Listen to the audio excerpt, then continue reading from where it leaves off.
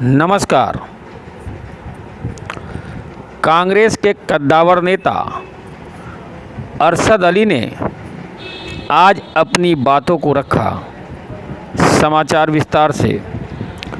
उत्तर प्रदेश प्रयागराज अल्पसंख्यक प्रकोष्ठ के महानगर अध्यक्ष कांग्रेस पार्टी के माननीय अरशद अली ने आज त्रिस्तरीय पंचायत चुनाव पर अपनी बातों को रखते हुए भारतीय जनता पार्टी, समाजवादी पार्टी और बहुजन पार्टी को कोसा और कहा, कांग्रेस के अलावा कोई भी पार्टी लोकतंत्र में खरी नहीं उतर पा रही है। लोग केवल एक दूसरे का शोषण कर रहे हैं। जो पार्टियां सत्ता में आती है वो जनता को लालीपाप दिखाकर लूटने का काम करती है।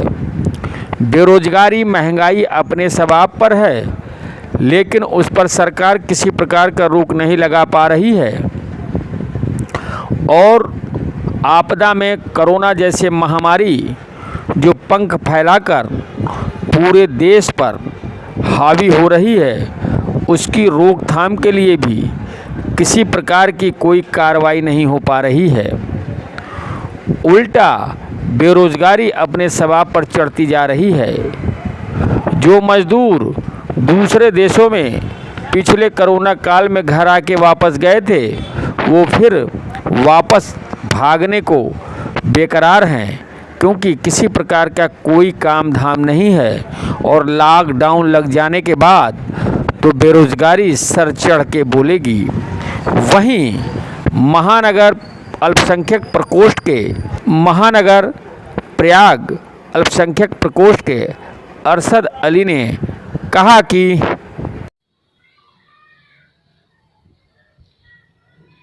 उत्तर प्रदेश में त्रिस्तरीय पंचायत चुनाव हो रहा है।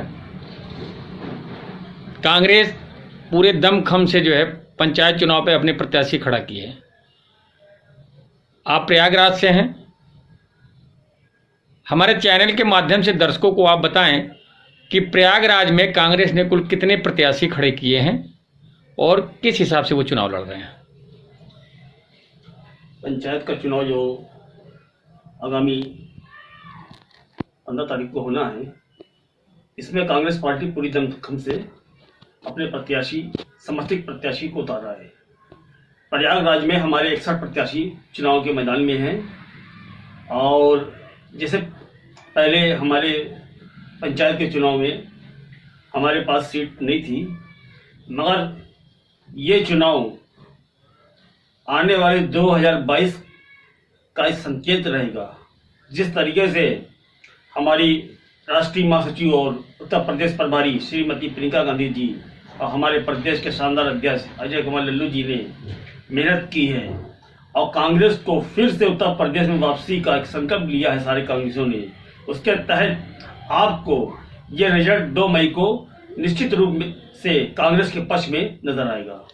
कांग्रेस जो जिला पंचायत का चुनाव लड़ा रही है, प्रधानी लड़ा रही है, उनका मेन मुद्दा क्या है?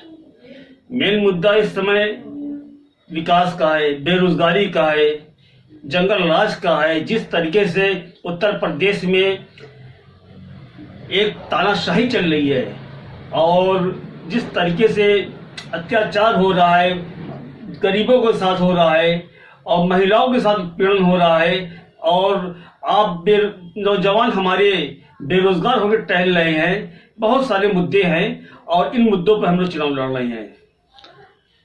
जिला पंचायत चुनाव जो हो रहे हैं उसमें वर्तमान में कोरोना जैसा संक्रमण भारी है। कितना प्रभाव चुनाव पे डालेगा ये कोरोना संक्रमण? हाँ, कोरोना जैसी महामारी तो देश में चरम सीमा पर है और ये काफ़ी प्रभाव डाल सकता है। और क्योंकि पहले सरकार को इस महामारी से निपटने के लिए एक ठोस कदम उठाना चाहिए था और जितना उन्होंने उठाया है वो पर्याप्त नहीं है। मगर ये है कि ये महामारी में हमारा सभी से निवेदन है, वोटरों से भी, आप लोग वोट डालने आइए, मगर पूरे गाइडलाइन का पालन करिए, आप लोग मास्क लगाइए और अपनी निश्चित दूरी तय करके और अपने को सेव करके वोटिंग करें। 2022 में जो चुनाव होंगे विधानसभा के, कांग्रेस अपने बल पे चुनाव लड़ेगी या अलायंस करेगी? भाई अलायंस किससे किया जाता है? जिसके साथ भरोसा हो ना। जब आप विपक्ष से खुद अलायंस करके बैठे हुए हैं तो आपसे अलायंस कौन करेगा? निश्चित रूप से कांग्रेस पार्टी अपने बलबूते पे चुनाव लड़ेगी, क्योंकि मेरे पास लीडरशिप है, मेरे पास कार्यकर्ता हैं और मैं लोग निश्चित रूप से 2022 में प्रियंका गांधी जी के नेतृत्व में चुनाव लड़ूंगा और 2022 में हमारी सरकार बनेगी। अलायंस का मसला होता है कि आपके साथ एक वफादार आदमी होना चाहिए। जैसे समाजवादी से हमने पहले अलायंस किया था, उन्होंने दिखा दिया कि हम भाजपा के साथ बैठे हुए हैं। आपको याद होगा कि जब सदन का आखिरी सत्र चल रहा था संसद का, मुलायम सिंह यादव ने खुद कहा था नरेंद्र मोदी जी को कि मैं आपको दोबारा प्रधानमंत्री बनने का आशीर्वाद देता हूं। तो कैसे हम उनके साथ अलायंस कर लेंगे? और आप बहन मायावती को देख भी रहे हैं, जिस तरीके से भाजपा की गोद में जाके बैठ गई हैं। तो ऐसे लोगों का इस टाइम पर्दाफाश हो चुका है और बिल्कुल क्लियर हो गया है कि ये लोग भाजपा की बी टीम है।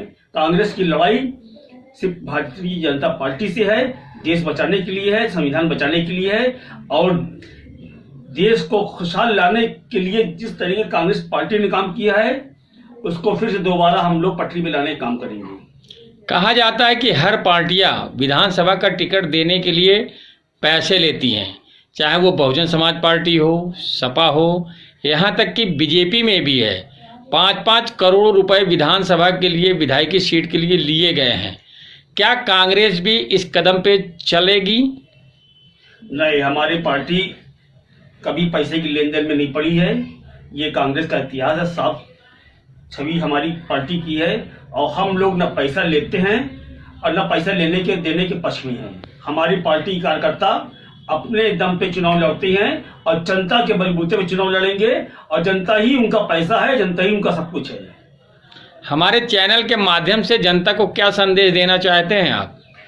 आपके चैनल के माध्यम से मैं जनता को ये संदेश देना चाहता हूं कि पहली बार इस महामारी में आप लोग सोशल डिस्टेंस का भी पालन करिए, खुद सेफ रहिए, अपने परिवार को सेफ करिए और दूसरी तरफ जिस तरीके से हिंदुस्तान में माहौल बना हुआ है, ऐसे निकम्मी सरकार को उखाड़ फेंकने का काम करिए और कांग्रेस को मजबूत करेंगे, देश मजबूत होगा। एक सवाल आपसे, जो मुस्लिम वोट बैंक हैं वो सपा के तरफ पूरी तरीके से समर्पित रहते हैं, वो कांग्रेस की तरफ से कैसे आएंगे? और सपा के कद्दावर नेता आजम खां पे आप क्या कहना चाहते हैं? देखिए, मुस्लिम वोट बैंक जो था पहले कांग्रेस का था, ये अलग बात है कि कुछ समय के लिए उनको बलगला के समाजवादी पार्टी ने अपनी तरफ किया है, मगर अब के लोग ये समझ चुके हैं जो पार्टी आजम खां की नहीं हुई तो वो मुसलमानों की क्या होगी। आजम खां इतना कद्दावर नेता समाजवादी पार्टी का 1 साल से ऊपर पूरे परिवार के साथ जेल में बंद है। समाजवादी पार्टी के वो नौजवान कहाँ हैं जवानी कुर्बान करने वाले, जो कहते थे ये जवानी किसके नाम, अखिलेश भैया तेरे नाम। क्या आजम खां के लिए इन्होंने अखिलेश यादव रोड पर नहीं उतार सकते थे? अभी एक मामूली सा मुकदमा अखिलेश यादव के ऊपर लगा और यही नौजवान रोड पे टांडो करने लगे। इसका मतलब साफ जाहिर है कि ये मुसलमानों का सिर्फ वोट चाहिए इनको, अब मुसलमानों की लीडरशिप इनको नहीं चाहिए। जो आजम खां का नहीं हुआ वो मुसलमानों को कतई नहीं हो सकता। और ये पूरे अक्लियत के लोग, मनाटी के लोग समझ गए हैं कि समाजवादी पार्टी ने सिर्फ उनको यूज़ किया है, उनको यूज़ किया है और उनके लिए कोई कार्य नहीं किया है। क्योंकि कांग्रेस जब कमज़ोर हुई है, देश कमज़ोर हुआ है, ये खेत के लोग भी जान रहे हैं और खेत के लोग भी कमज़ोर हुए हैं। आने वाले चुनाव में क्या आजम खां कांग्रेस ज्वाइन करेंगे? कांग्रेस उनको टिकट देगी अगर वो ज्वाइन करते हैं तो? देखिए, आजम खां साहब समाजवादी पार्टी के नेता हैं और उनकी विचारधारा अलग है, हम लोग की विचारधारा अलग है। अगर वो कांग्रेस की विचारधारा से प्रभावित होकर अगर आना चाहते हैं तो तो ये फैसला हमारे हाईकमान का है और इसका जवाब हमारे हाईकमान ने। आजम खां जब भी आते हैं प्रयागराज, पत्रकारों से रूबरू होते हैं, तो उनकी बड़ी तमन्ना रहती है कि एक बार मुझे वजीरे आजम बना के दिखाइए। इस पे आप क्या कहना चाहते हैं? ये सवाल तो आपको समाजवादी से पूछना चाहिए था कि इन्होंने अपनी पूरी ज़िंदगी कुर्बान कर दी। मेन उत्तरदायी मुलायम के बाद तो आजम खां थे, मगर पुत्र मोह में मुलायम सिंह यादव ने से अपने पुत्र को बनाया, आजम खां को नहीं बनाया। अरे आप आजम खां साहब को मुख्यमंत्री ही बना देते। मुसलमानों को के लिए जितना काम कांग्रेस ने किया है, 5 मुख्यमंत्री स्टेट में मुसलमान मुख्यमंत्री कांग्रेस ने दिया है, उपराष्ट्रपति दिया है, राष्ट्रपति दिया है। जितना मुसलमानों को सम्मान कांग्रेस ने दिया, किसी पार्टी ने नहीं दिया है। सिर्फ समाजवादी पार्टी ने मुसलमानों को झुंझुना पकड़ाने का काम किया है। इस समय केंद्र सरकार और राज्य सरकार में भारतीय जनता पार्टी है और इनके खिलाफ कोई भी पार्टी जो है बगावत नहीं कर रही है, इनका विरोध नहीं कर रही है, चाहे पेट्रोल बढ़ने का दाम हो, चाहे सब्जियों के दाम हो। क्योंकि कभी भी इनके अलावा कोई भी पार्टी सत्ता पे रही तो लोग जो है पार्टी वाले खुलेआम प्रदर्शन करते थे। तो क्या किसी भी पार्टी को प्रदर्शन करने का डर सताता है कि वो प्रदर्शन करेंगे तो ईडी की जांच बैठ जाएगी? बेशक, देखिए ऐसा है कि जो साफ सुथरा इंसान होगा किसी से नहीं डरेगा।